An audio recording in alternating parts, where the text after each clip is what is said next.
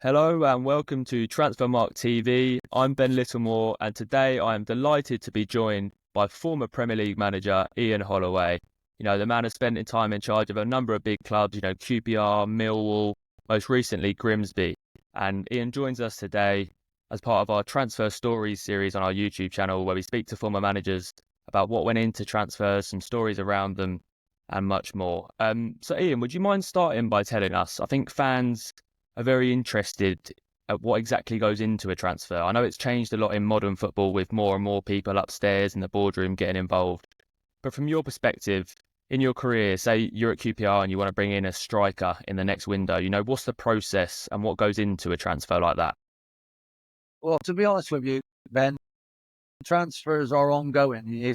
You're only every football club has players signed for different lengths of time. So you when you take over a club, you go and look at the time where you've got nobody.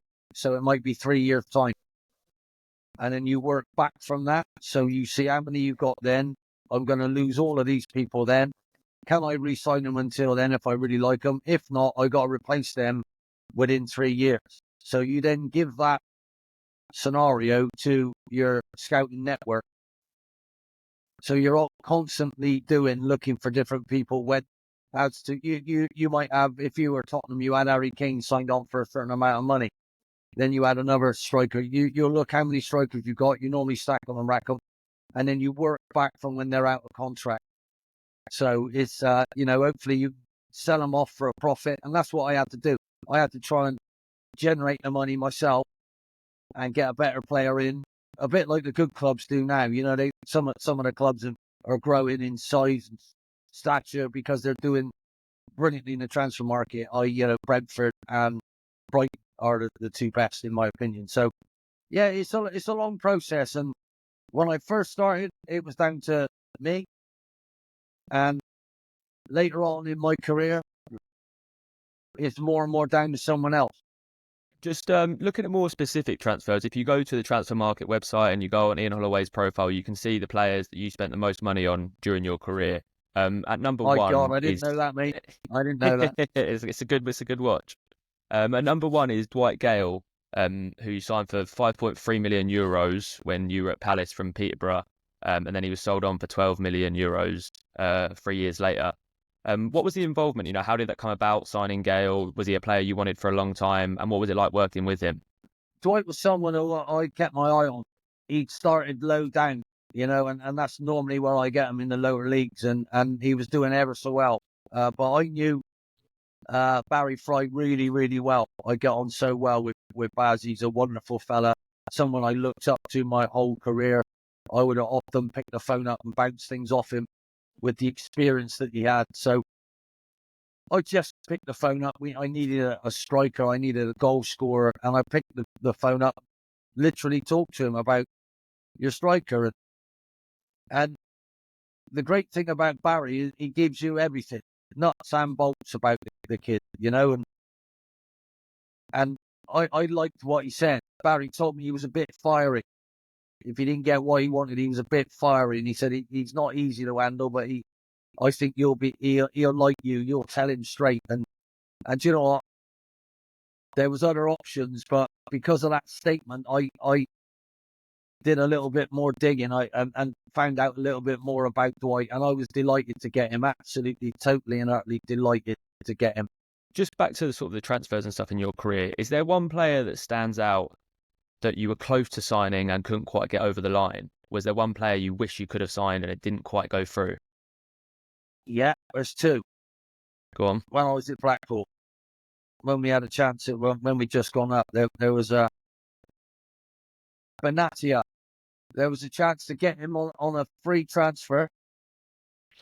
Right, he was coming out of contract. When I say free transfer, coming out of contract, we had no other people chasing us. We had to pay, I think it was 400,000 euro, but we had to give him a 4-year contract, which was the sticking point. But he went from there to Udinese, I think it was, Yeah. and they moved him on for 23 million. And about 2 years later, he scored in the Champions League semi-final, and I rung up Carlos and said, "You sure I wasn't right about this bloke? Why did resign it?" But it was about the length of time. It wasn't really the money, but I had never seen such a brilliant defender in my life. I was looking for one for a long, long time, and I thought this kid is absolutely sensational. And the other one was Jamie Vardy. I got a phone call from Mickey Mellon, who was manager at Fleetwood. He said, "Ollie, this kid's unbelievable. He's going to play for England. Have you seen him?" I said, "Well, we got you in the club next week. Mick, I'll have a good look." He said, "Ollie, I'm telling you, he's going to play for England. He's absolutely sensational." I said, "Well, what's wrong with him then?" He went, "Well, he's got a tag on his ankle. You know, he got into some trouble with the cops." So he said, "But honestly, mate." So anyway, we played the game. We won 5-1. My team played outstandingly well, but who scored the one? Vardy. And we tried to negotiate with him for it. Mr. Pilley didn't want to sell him to us. My chairman didn't really want to pay the going rate. And then in came Leicester. And to be honest with you, even if we'd have agreed the same sort of deal with Leicester, I don't think Jamie would have signed for us. You know, but what an addition to my group he would have been. But what a wonderful player he's been for Leicester, and his achievements are probably the best thing I've ever seen in football, where Leicester won the Premier League, you know, counter-attacking with Vardy's goals. So yeah, it's always very, very frustrating. But the Benatia one, I had it in the bank. It was done. We had it all sorted. I had the agent on my side. He was going to come to us rather than Udinese because he didn't want to be moved around a bit. He knew that they moved people, and he wanted to concentrate on. And I made him feel completely wanted, you know. But so that was probably the most frustrating one. You know, I could have added them to that group that I had that were doing so well in the first half of the Premier League season, where we got 28 points after 23 games, which should have kept us up. Unfortunately, it didn't. Another question I just wanted to ask you. You spoke quite vocally before about sort of being against the current model of the transfer window, particularly for lower league clubs, making like a very valid point that sort of the advantage is big clubs being able to sort of stockpile players and stuff. Is that something you still feel strongly about and feel like a change could be beneficial throughout like the football pyramid? It infuriated me because I was always at clubs that didn't have that much until I probably went to Palace. You know, in fairness to Palace, they've embraced where they went, and they haven't gone down, and they're still growing, and well done to them. Well done to Steve Parrott. I think it's been amazing what he's managed to do. But normally I was the underdog. And when you're the underdog, you've got to make ends meet. You might not have the best bit of gear on, but you need to make the best of it as you can. So, you know, what I found was it's a bit like going shopping.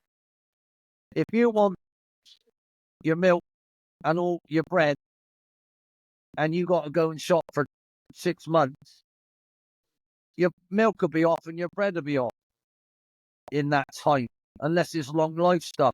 So what you do, you shop and then you nip out and you nip out. That's exactly what we had with the loan market. And players, I'm ever so sorry, we got you, but someone will come in for you. We can loan you out, you know. So they had a bit of hope. When all that shut, and it shuts on that same day, there's a mad rush for things, and you don't know you might need that yet. You get an injury to a really important person. If Charlie would have got injured, we probably wouldn't have gone up that year, you know. So, but luckily for me, it didn't.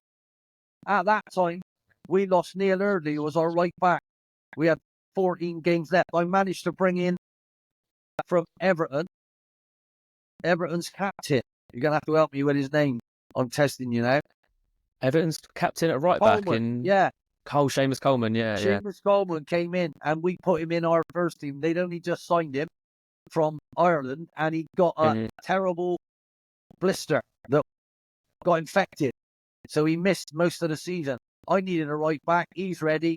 Bang, in he came. Put him straight in my team. Unbelievable. Without that, we wouldn't have gone up. And the fact is, our system was working brilliantly. And I still say that now. Anybody at lesser clubs, you are climbing a mountain that you can't climb. Keep believing you can, but you can't. Unless it goes back to doing that. Because you can't have everything stacked and racked. It's not healthy. to have all these people still waiting there. You know, look at Chelsea. Thank God they let Raheem Sterling go. He'd have been going mental. You know, oh, we don't want you. Hang on a minute. Well, I signed the contract. Why didn't you want me? It's all like crazy, isn't it? But sometimes things were made better before, and all they had to do was copy us. But unfortunately, UEFA, FIFA, we have to fall in line with what they want, and you can see why the FA don't want anything to do with me, because I don't get told what to do. I have some ideas, and they try and shut me up. But it's just common sense. Once you've been in it, it is common sense to be allowed out.